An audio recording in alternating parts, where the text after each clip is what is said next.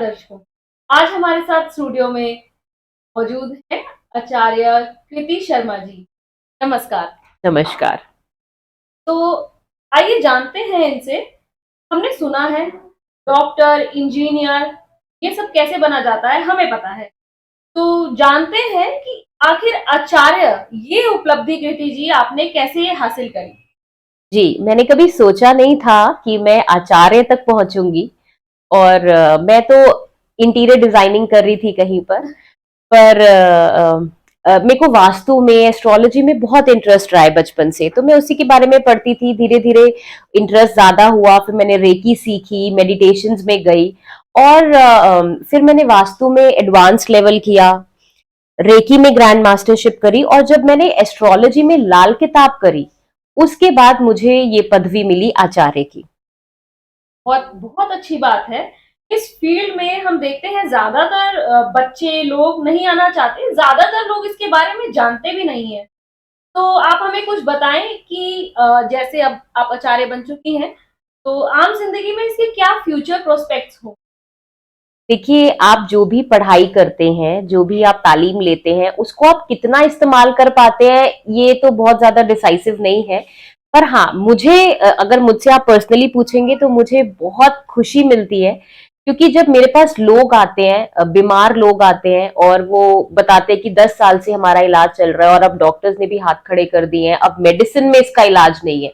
तो एस्ट्रोलॉजी उनकी कुंडली देखकर, उनके नंबर्स देखकर, उनको एनर्जी देकर हम 10 साल की बीमारी धीरे-धीरे वो ठीक होने लगती है और डॉक्टर्स हैरान हो जाते हैं। तो मुझे वाक़ई ईश्वर पर और भरोसा हो जाता है कि अल्टीमेट जो पावर है वो उन्हीं के हाथ में है।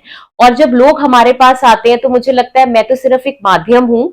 जब लोगों को ठीक होना होता है और ईश्वर को कोई आपकी हेल्प करनी होती है तो वो किसी को एक माध्यम बनाते हैं। तो मुझे लगता है इस फील्ड से बिल्कुल डरना नहीं चाहिए। मैं जानती हूँ लोग इसके बारे में बोलते हैं तंत्र विद्या है या ये पता नहीं क्या करते हैं, काला जादू करते हैं, लेकिन ये ऑकल्ट साइंस है। हाँ, ये पैरानॉर्मल साइंस है। जैसे डॉक्टर आपकी नर्व्स देखकर आपको बताते हैं, क्योंकि वो साइंटिफिक तरीके से जाते हैं, इसी तरीके से हमारे संतों ने पहले के जमाने में एनर्जी को पकड़कर हमारे बारे में चीजें बताते थे। आज भी बहुत लोग हैं जो एनर्जी को पकड़कर हमारे बारे में बताते हैं। तो ऐसे ही हम रेकी में उस एनर्जी पे काम करके, एस्ट्रोलॉजी में उन प्लैनेट्स पर काम करके उन चीजों की हेल्प से ठीक करते हैं। तो एनर्जी साइंस है बेसिकली ये।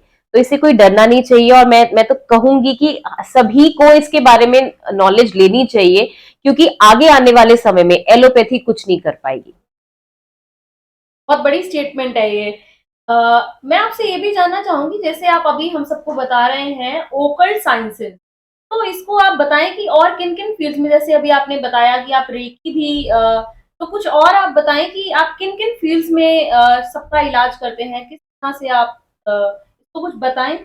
जी, जैसे कि मुझे सब कहते हैं तू इंटीरियर डिजाइनर थी और तू कहाँ आ गई, तो मैं यही बोलती हूँ सबको कि ईश्वर ने मुझे डिजाइनिंग में ही रखा है। अब मैं लोगों के एनर्जीज को डिजाइन करती हूँ। तो वो डिजाइनिंग कहीं ना कहीं, वो क्रिएटिविटी तो शुरू से ही ईश्वर की देन रही है।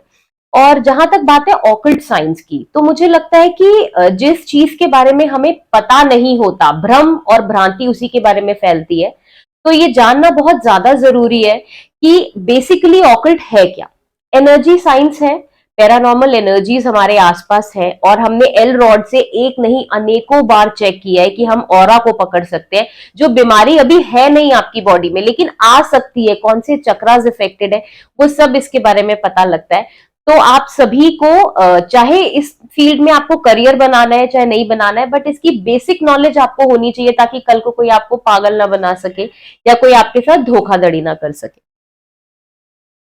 जैसा कि आप अभी बता रहे हैं कि एल रॉड्स, तो क्या हम सच में देख सकते हैं उस एनर्जी को? जी, एक्चुअली शुरुआत हुई थी एनर्जी की किरलिन कैमरा से। एक साइंटिस्ट थे किरलिन, जिनके नाम पर ही ये कैमरा बना था, लेकिन वो बिल्कुल हर कोई अफोर्ड नहीं कर सकता। 1 से 1.5 लाख रुपए का कैमरा है।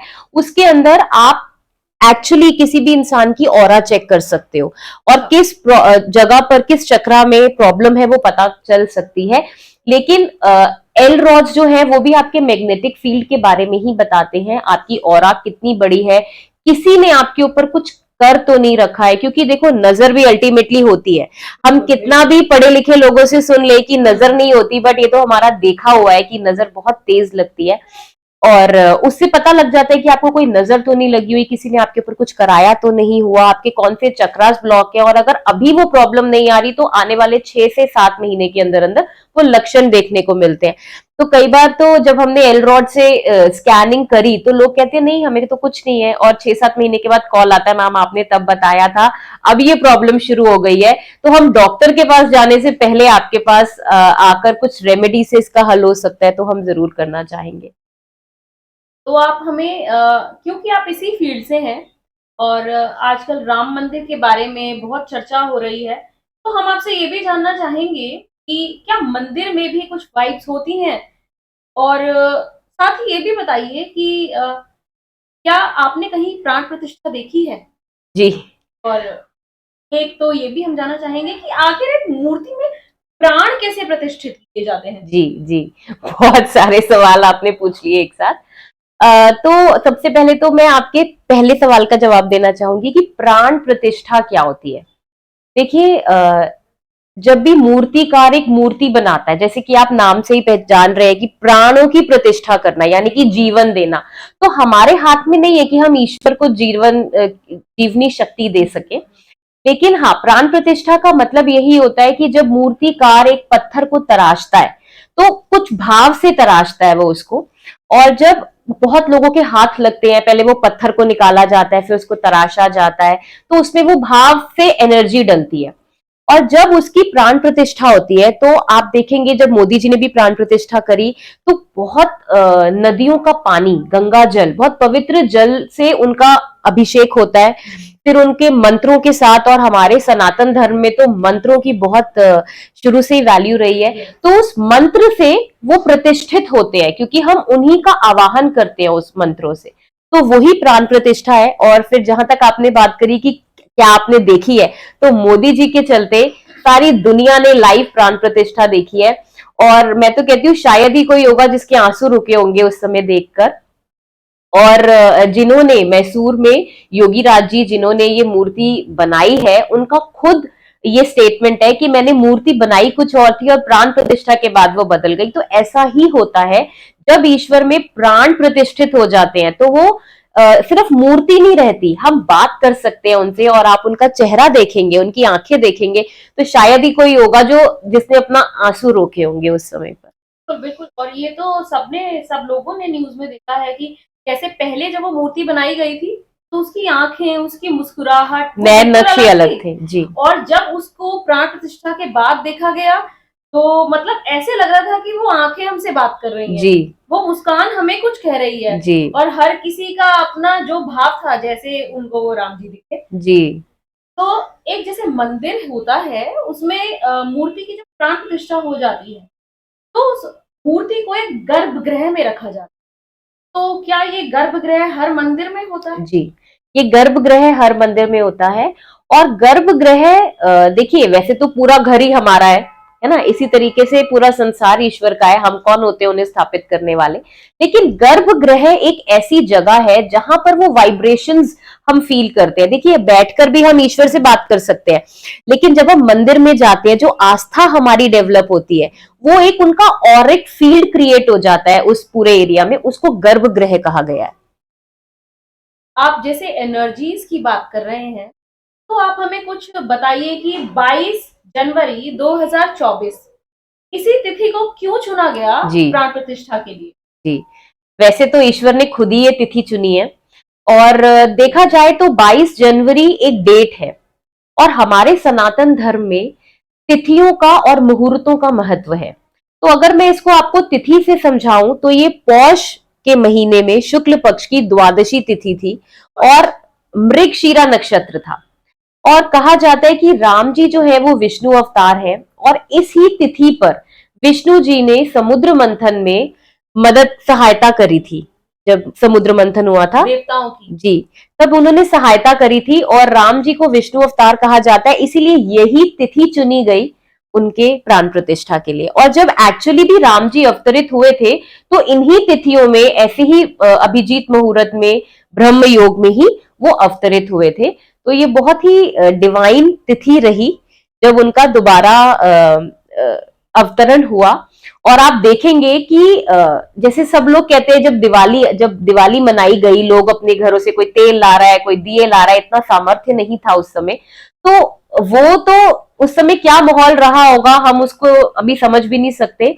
लेकिन अभी भी कलयुग में भी जब राम जी के आने का अवसर हमें मतलब देखने का हमें वो सौभाग्य मिला, तब भी हर इंसान ने जो वो अपने सामर्थ्य के हिसाब से कर सकता था, तेल के दिए जला सकता था, लाइटें लगा सकता था और मंदिरों में जा सकता था, लोगों के साथ मिलना, उनको ग्रीट करना, जो भी वो कर सकते थे सबने किया। तो वो जो समय है उस त्रेता युग का जब राम जी खुद अवतरित हुए, उसमें और आज में कोई फर्क नहीं लग रहा था। ऐसा लग रहा था जैसे हाँ वही रिक्रिएट हो रहा है।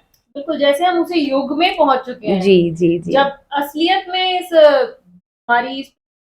हमारी धरा भूमि पर श्री राम जी का अवतरण हुआ होगा जी। और मतलब जनवरी जब से शुरू हुआ था तब से ही ऐसा लगने लगा था, अक्षत वितरण हो रहे थे जी। आपने भी अक्षत वितरण में बहुत सराहनीय काम करा है, पूरे क्षेत्र में आपने अक्षत वितरण में सहयोग दिया, सबको एकत्रित किया आपने। जी जी। तो आप कुछ बताएं अक्षत वितरण के बारे में।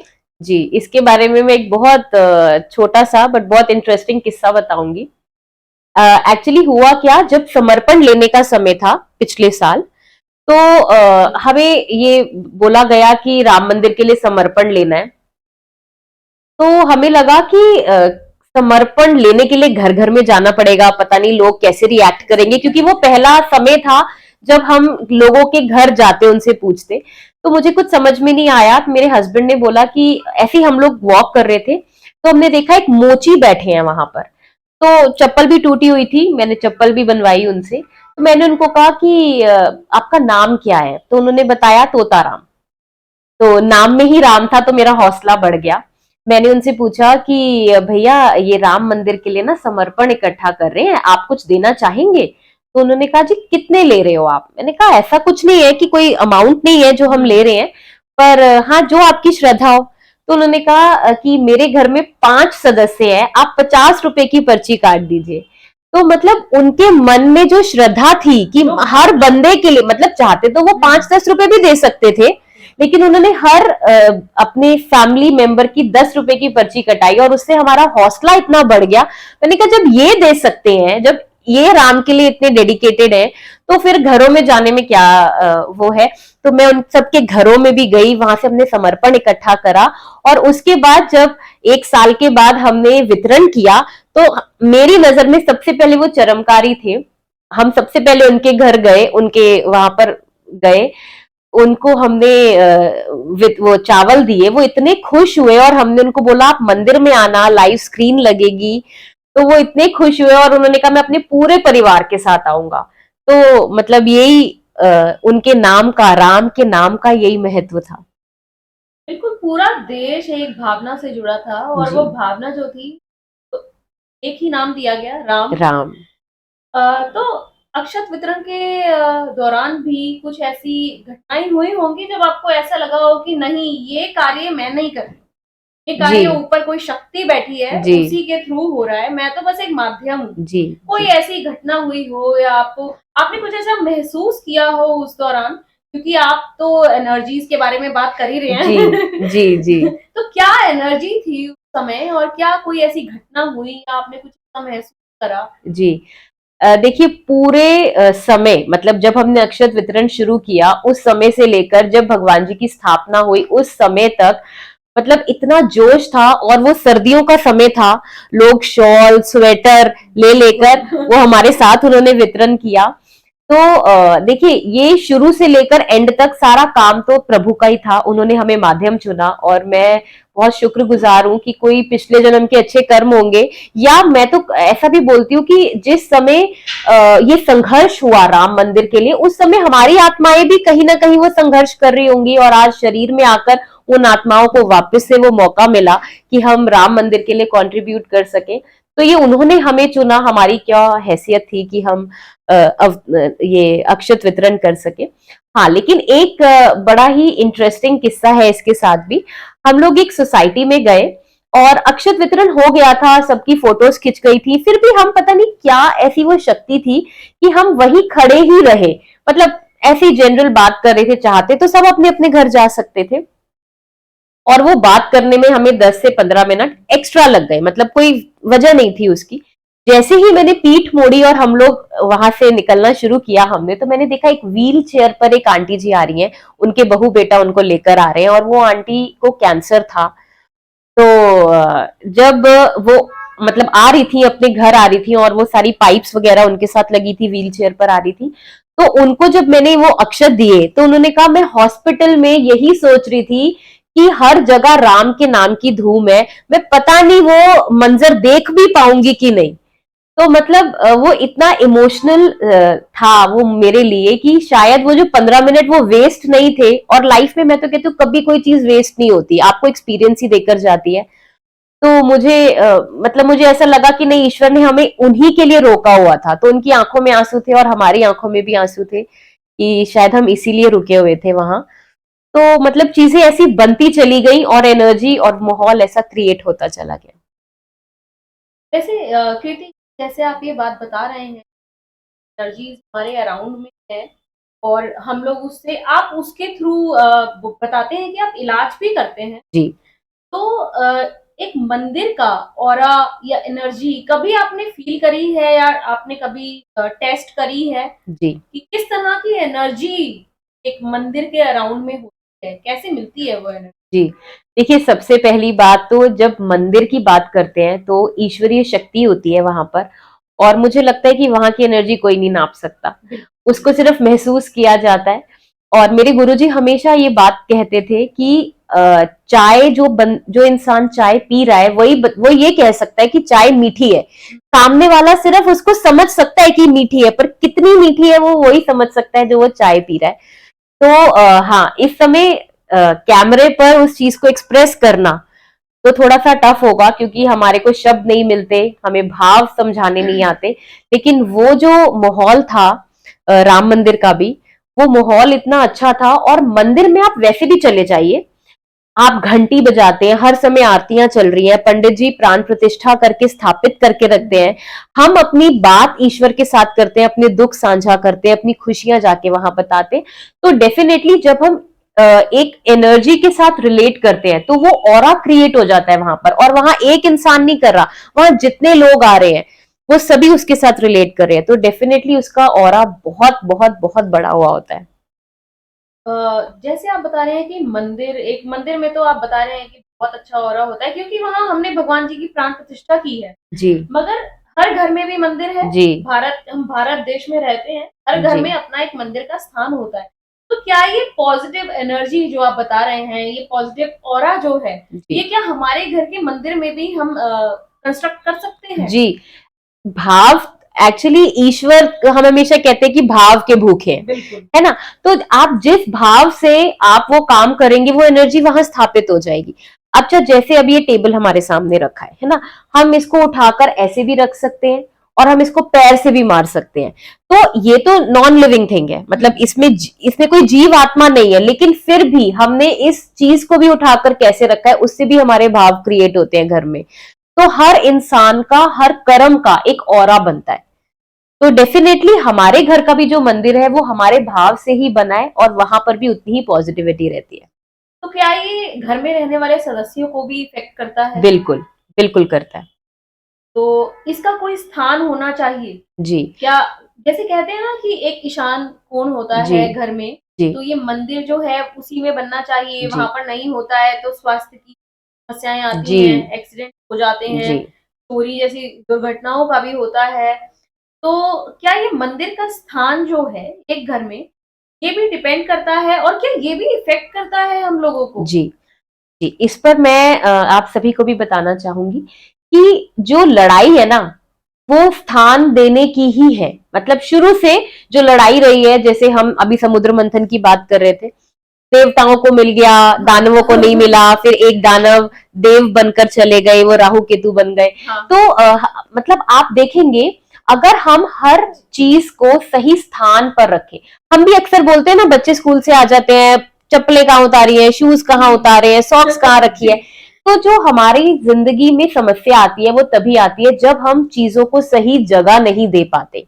तो सिर्फ मंदिर नहीं, आपके घर में, जैसे हम वास्तु में बात करते हैं, आपके घर में अगर आपके रूम की लोकेशन भी ठीक नहीं है, आपकी किचन की लोकेशन ठीक नहीं, तो समस्याएं वैसी ही आती हैं। हाँ, आपने ईशान कोण की बात करी, तो हमारी किताबों में ये लिखा गया है कि अगर आपके घर में मूर्तियां हैं या फोटोज हैं ईश्वर की, तो वो आपके घर के नॉर्थ ईस्ट जोन में या नॉर्थ नॉर्थ ईस्ट जोन में ही होनी चाहिए। तो अगर हम हर इंसान को, हर चीज को उसकी जगह दे दें, तो लड़ाइयां होंगी नहीं, एनर्जीज बिगड़ेंगी नहीं और सब चीजें ठीक चलती रहेंगी। बहुत सी बातें हैं आपसे जानने के लिए, और ये पॉडकास्ट बहुत लंबा भी जा सकता है। जी। आप रेकी के बारे में जानते हैं, जी। आप एस्ट्रोलॉजी के बारे में जानते हैं। जी। और आजकल आप एक नया आपने शुरू करा है, अपना एक काम शुरू करा है कि तनाव मुक्त जीवन। जी। उसके बारे में भी कुछ बताएं। जी। एक्चुअली इस ये जर्नी भी बड़ी इंटरेस्टिंग है, मेरे पास बहुत इंटरेस्टिंग केसेस हैं वैसे। क्या हुआ, बच्चों के एग्जाम्स चल रहे थे, तो 4 बच्चे ऐसे ही बैठे हुए थे। मैंने उनको कहा, बेटा कभी ध्यान लगाया आपने? क्योंकि हम अक्सर बच्चों को यही बोलते हैं, अब ध्यान कहाँ है तुम्हारा, ध्यान कहाँ है, तुम ध्यान क्यों नहीं लगाते? लेकिन ऐसा बिल्कुल नहीं है। आप देखेंगे जब बच्चे फोन में होते हैं या जब बच्चे गेम्स खेल रहे होते हैं, उस समय आप उनको जितनी मर्जी आवाजें लगा लो, वो सुनते नहीं है। तो ध्यान तो है उनका, लेकिन पढ़ाई में क्यों मिसिंग है? क्योंकि वो उसको उतने इंटरेस्ट से नहीं लेते। तो मैंने उन 4 बच्चों के साथ शुरू की थी ये मेडिटेशन। उनको अच्छा लगा, उनके अच्छे रिजल्ट्स आए, तो उनके पेरेंट्स ने भी वो मेडिटेशन शुरू करी। और धीरे धीरे हमने देखा कि मेडिटेशन से ना सिर्फ कॉन्सेंट्रेशन अच्छी होती है, लेकिन आपका स्ट्रेस लेवल भी कम होता है। तो जैसे उन 4 लोगों से हमें रिव्यूज मिले, आगे 8 लोग जुड़े। अब आज की डेट में हम कॉर्पोरेट के साथ भी जुड़े हैं, हम स्कूल्स के साथ भी जुड़े हैं जो लोग मेडिटेशन को प्रमोट करते हैं, और बहुत अच्छे रिजल्ट्स हैं। तो हमने ये तनाव मुक्त भारत का अभियान शुरू किया कि तनाव हमारे लिए बिल्कुल भी नहीं है। मतलब हमने बहुत कैजुअली ले लिया है कि हाँ, अगर आपको तनाव है, आप मुझे बताते हैं कृति जी मुझे बहुत स्ट्रेस है, तो मैं कहती हूँ चल ठीक है, इतना तो सभी को है। लेकिन ये नॉर्मल नहीं है, क्योंकि तनाव लेने के लिए हमें पिछली बातों के बारे में सोचना पड़ता है। उसने हमारे साथ ये किया, मैंने इसके साथ ये किया। लेकिन खुशी हमारा मूल स्वभाव है। हम किसी को भी देखते हैं, हमारे मन में कुछ भी चल रहा हो, बट वो खुशी के ही भाव आते हैं। तो तनाव मुक्त भारत का अभियान जो है वो हमने मेडिटेशन से शुरू किया। इससे बहुत लोगों को फायदा हुआ, और हम अब ये कोशिश करते हैं कि हफ्ते में 1 दिन हम वो मेडिटेशन की क्लास सभी के लिए जरूर रखें। और मैंने भी वो मेडिटेशन क्लास ज्वाइन करी थी, मुझे भी बहुत अच्छा लगा। खुश रहना भी ना सीखना पड़ता है। हर चीज सीख जाते हैं हम, जी जी बट इसी चीज पे हमारा कभी ध्यान नहीं जाता। जी जी। और प्रीति जी, आगे भी आपसे बातचीत करेंगे, आगे भी आप हमारे पॉडकास्ट में आइएगा। जी और बिल्कुल, बहुत अच्छा लगा आपसे बात करके। मुझे भी बहुत अच्छा लगा आपसे बात करके, और आपने ऐसे सवाल पूछे जो बहुत कॉमन नहीं है। मतलब लोग इसके बारे में जानना चाहते हैं, लेकिन शायद सही प्लेटफॉर्म नहीं मिलता है, या उसको हम सही से अभिव्यक्त नहीं कर पाते हैं उन चीजों को। तो थैंक यू, आपने मुझे यहाँ बुलाया, मेरा सौभाग्य। नमस्कार दर्शकों।